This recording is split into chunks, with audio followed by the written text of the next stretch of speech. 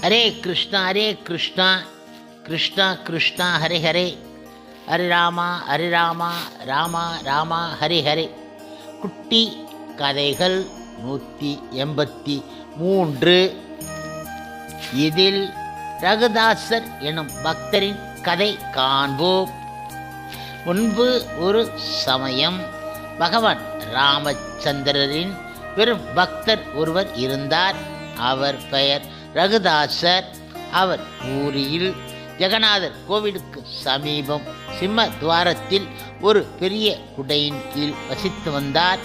ஒரு தடவை அவர் பகவான் ஜெகநாதரை தரிசிக்க சென்றபோது ஜெகநாதர் பீடத்தில் ராமர், லக்ஷ்மணர், சீதை இருப்பதை பார்த்தார்.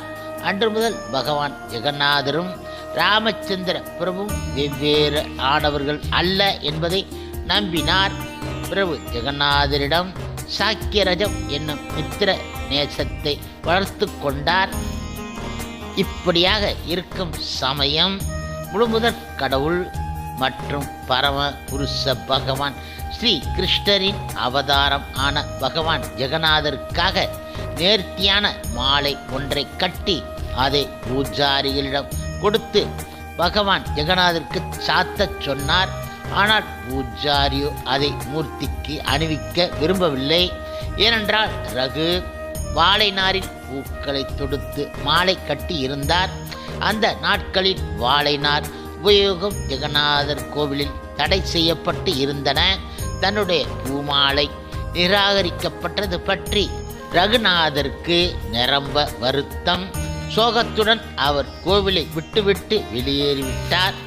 இப்பொழுது சந்தியா ஆரத்தி என்ற பூஜையை பூஜாரி செய்து முடித்தார். இரவு பள்ளியறைக்கு செல்லும் முன் பூஜாரிகள் பகவானுக்கு படா சிருங்கார வேஷம் என்ற அலங்காரத்தை செய்கின்றார்கள். பகவானுக்கு ஆடை அணிவித்த பிறகு பூஜாரி பகவானின் திவ்ய மேனியை மலர்களால் அலங்கரித்தார். ஆனால் ஆச்சரியம் என்னவென்றால் அவர் என்னதான் மலர் அலங்காரம் செய்தாலும் ஒன்று கூட திருமேனியில் ஒட்டி கொள்ளவில்லை. பகவான் ஒரு பூவை கூட ஏற்க மறுத்துவிட்டார். பூஜாரிகளுக்கு கவலை பிடித்து கொண்டு விட்டது. தாங்கள் எங்கோ அபச்சாரம் செய்துவிட்டதாக நினைத்தார்கள். ஆனால் அது என்னவாக இருக்கும், என்ன அபச்சாரம் இழைத்தோம் என்பதை புரிந்து கொள்ள முயற்சி செய்வதற்காக அவர்கள் எல்லோரும் ஜெகநாதர் கோவிலில் படுத்து உறங்கினார்கள். பகவான் கனவில் தோன்றி என்ன அபச்சாரம் என்பதை தெரிவிக்கும் வரை உண்ணாவிரதம் இருப்பதென முடிவு செய்தார்கள். அன்று இரவு தலைமை பூஜாரியின் கனவில் பிரபு ஜெகநாதர் தோன்றி கூறினார், ஓ என் பிரிய பக்தர் ரகுதாசர் எனக்காக ஒரு மலர் மாலையை கொண்டு வந்தார். அதை அவர் அன்புடனும் பக்தியுடனும் தொடுத்து இருந்தார். மாலை தொடுக்கப்பட்டு இருந்த வாழை நாரை பார்த்துவிட்டு நீங்கள் அவனது மலர் மாலையை நிராகரித்து விட்டீர்கள். உமக்கு தெரியாது அவர் எவ்வளவு நேர்த்தியாக மாலை தொடுத்து இருந்தார் என. அவர் அன்பும் பக்தியும் கொண்டு மாலையை தொடுத்து இருந்தார். எனக்கு சேவகம் செய்ய அனுமதி கிடைக்காத எனது பக்தன் தன் வீட்டில் கிடக்கின்றார். மாலையை தன் அருகிலே வைத்து கொண்டு இருக்கின்றார். அவர் எதுவும் சாப்பிட கிடையாது. தொடர்ந்து அழுது கொண்டே இருக்கின்றார். அவர் இன்னும் தூங்கக்கூட கிடையாது. இப்பொழுது எனது பக்தனின் விருப்பம் நிறைவேறினால் அன்றி எப்படி நான் உன்னிடமிருந்து மாலையை பெற்றுக்கொண்டு நிம்மதியாக தூங்குவது என்றார் பகவான் ஜெகநாதர். உடனடியாக தலைமை பூஜாரி விழித்தெழுந்து மற்ற பூஜாரிகள் இடம் எல்லாவற்றையும் கூறினார். பிறகு எல்லோரும் ரகுதாசரிடம் சென்று தங்கள் அபச்சாரத்தை ஒப்புக்கொண்டார்கள். இப்பொழுது பிரபு ஜெகநாதருக்காக அவர் தொடுத்த பூமாலையை கேட்டார்கள். பகவான் அவ்வளவு கருணை வாய்ந்தவர் என்பதை கேட்ட ரகுதாசர் சந்தோஷப்பட்டார். தன்னுடைய மாலையை ஏற்றுக்கொள்ள தனிப்பட்ட முறையில் பகவான் காத்து இருக்கிறார் என்பதை கேட்டு நெகிழ்ந்து போனார். ரகுதாசர் பரவசம் அடைந்தார். இப்பொழுது ரகு மிக எளிமை ஆனவர், சிறு பிள்ளை போல் இயல்பு கொண்டவர். பகவான் ஜெகநாதருடன் அவர் கொண்ட உறவு தோழமையானது. சில சமயம் பகவான் அவர் இடத்தில் ஒரு சிறுவன் ரூபத்தில் வர இருவரும் சேர்ந்து விளையாடுவார்கள். பகவான் வந்து ரகுவுடன் விளையாடுவார் என்பது பொதுமக்களுக்கு தெரிந்து இருந்தது. எல்லோரும் ரகுவை மதித்தார்கள். அவர் புகழ் மக்கள் மத்தியில் பரவி பிரபு ஜெகநாதரின் தோழர் என அவர் அழைக்கப்பட்டார். ஒரு தடவை ஜெகநாதர் தம்மோடு வந்து ராஜாவின் தோட்டத்தில் பலாப்பழம் திருட ரகுவை அழைத்தார். ஓ, நீங்கள் ஏன் பலாப்பழம் திருட விரும்புகின்றீர்கள்? உங்களுக்கு பலாப்பழம் சாப்பிட விருப்பம் இருந்தால் எனக்கு தெரியப்படுத்துங்கள். நான் நல்ல பலாப்பழம் ஒன்று வாங்கி தருகிறேன். இவ்வாறு ரகு கூற பிரபு ஜெகநாதர் பதிலளித்தார். ஓ, இப்படியாக நான் அனைத்தையும் பக்தர்கள் இடமிருந்து பெறுகின்றேன். சொல்லப்போனால் எனக்கு எல்லாம் இருக்கின்றது. அன்னை யசோதா எனக்கு நிறைய வெண்ணெய் தந்து மகிழ்விப்பாள். ஆயினும் நான் பிறர் வீடுகளுக்கு சென்று வெண்ணெய் திருடுகின்றேன். திருட்டு பொருட்களை தின்பதில் எனக்கு அலாதி ஆனந்தம் இருக்கின்றது. இன்று நீ அந்த திருடும் இன்பத்தை அனுபவிக்க நான் விரும்புகின்றேன். தயவு செய்து என்னுடன் வருவாயாக என்றார் அவர். இப்பொழுது வேறு வழி இல்லாமல் ரகு பகவான் ஜெகநாதரின் உத்தேசத்திற்கு ஒத்துக்கொண்டு அவருடன் சென்றார். இருவரும் அரசரின் தோட்டத்திற்கு சென்றார்கள். ஓ, நீ மரத்தில் ஏறுவாயாக, நான் கீழே நிற்கின்றேன். நீ நல்ல பெரிய பலாப்பழத்தை பறித்து கீழே போடு. நான் இங்கிருந்து பிடித்து கொள்கின்றேன். பிறகு நாம் இருவரும் ஓடிவிடலாம். இவ்வாறு ஜெகநாதர் ரகுவிடம் கூறினார். பகவான் ஜெகநாதரின் கட்டளையை ரகு அப்படியே பின்பற்றினார். அவர் மரத்தில் ஏறி பழுத்த பெரிய பலாப்பழத்தை பறித்து ஓ ஜெகநாதா என கூறினார். நீங்கள் தயாரா என கேட்டார். ஆம், நான் தயார். பழத்தை கீழே போடு என ஜெகநாதர் பதிலளித்தார். ஜெகநாதர் பிடித்து கொள்வார் என நினைத்து ரகு பலாப்பழத்தை கீழே எறிந்தார். ஆனால் எங்கே போனார் ஜெகநாதர்? ஓடியல்லவா போய்விட்டார். பலாப்பழத்தை பிடித்து கொள்வதற்கு ஆள் அங்கு இல்லை. வீசி எறியப்பட்ட பலாப்பழம் பெரும் ஓசையுடன் கீழே விழுந்து வாய் பிளந்து கொண்டது. ராஜாவின் தோட்டக்காரன் இந்த ஓசையை கேட்டதும் யாரோ தோட்டத்திற்குள் புகுந்து பலாப்பழம் திருட வந்து இருக்கிறான் என்பதை புரிந்து கொண்டு விட்டான். அவன் உடனடியாக பலாமரத்தை நோக்கி ஓடி வந்து அங்கே வாய் பிளந்த பெரிய பலாப்பழம் கிடப்பதை பார்த்தான். ஆயினும் யாரும் கண்ணுக்கு தென்படவில்லை. அண்ணார்ந்து பார்த்தவன் மர உச்சியில் ரகுதாசர் உட்கார்ந்து இருப்பதை பார்த்து விட்டான்.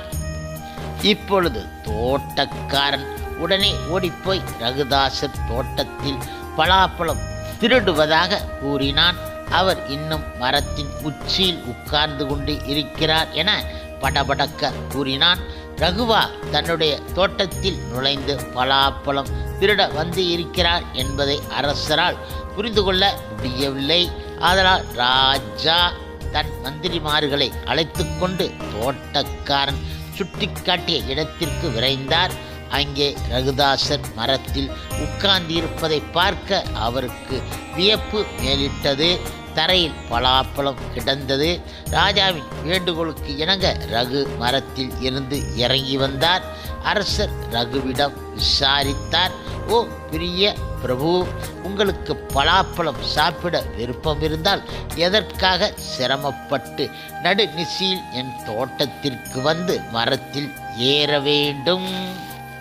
நீங்கள் என்னிடம் சொல்லி இருக்கலாமே, நான் பலாப்பழத்தை பறித்து உங்கள் வீட்டிற்கு அனுப்பி இருப்பேனே என்றார் ராஜா. இப்பொழுது ரகு கூறினார். ஓ, எப்படி பிரபு ஜெகநாதர் தன்னை ஏமாற்றி விட்டார் என்ற முழு கதையை ரகு ராஜாவிற்கு விவரித்தார். எல்லோரும் பகவான் ஜெகநாதரின் லீலை கேட்டு ரசித்தார்கள். வயிறு குலுங்க குலுங்க சிரித்தார்கள். ரகுவின் பெருமையை போற்றி புகழ்ந்தார்கள். இப்படியாக ரகுதாசர் ஜெகநாதருடன் சிநேக பாவனையில் அவருடைய லீலைகளில் பங்கேற்றார்.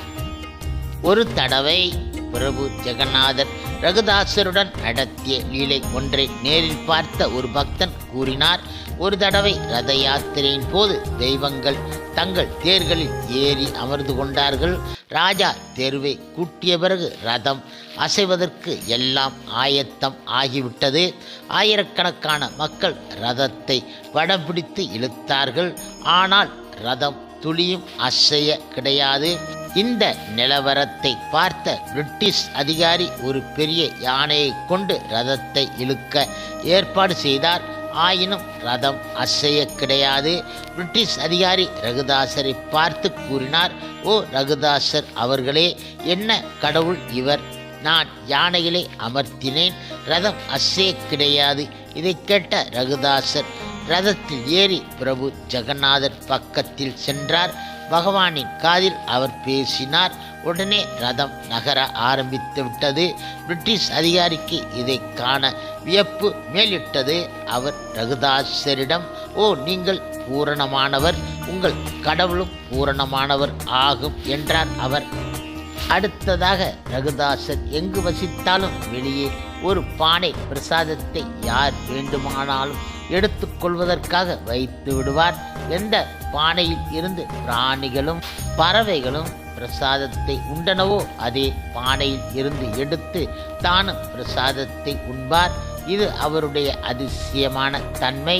அவர் பகவான் ஜெகநாதருக்கு மிக மிக பிரியமாகவே இருந்தார். இது எப்படி என்றால், பகவான் ஜெகநாதர் எல்லா உயிர்களிடமும் கருணை உடையவராக இருக்கின்றாரோ அதுபோன்றே பக்தரும் உள்ளார் என்பது தெரிய வருகின்றது ஆகும். இப்படியாக இருக்கும் சமயம் ஒரு தடவை ரகுதாசருக்கு கடுமையான நோய் வந்துவிட்டது. படுக்கை விட்டு எழுந்திருக்க முடியாத அளவுக்கு தேகபலம் நலிவு அடைந்து விட்டது.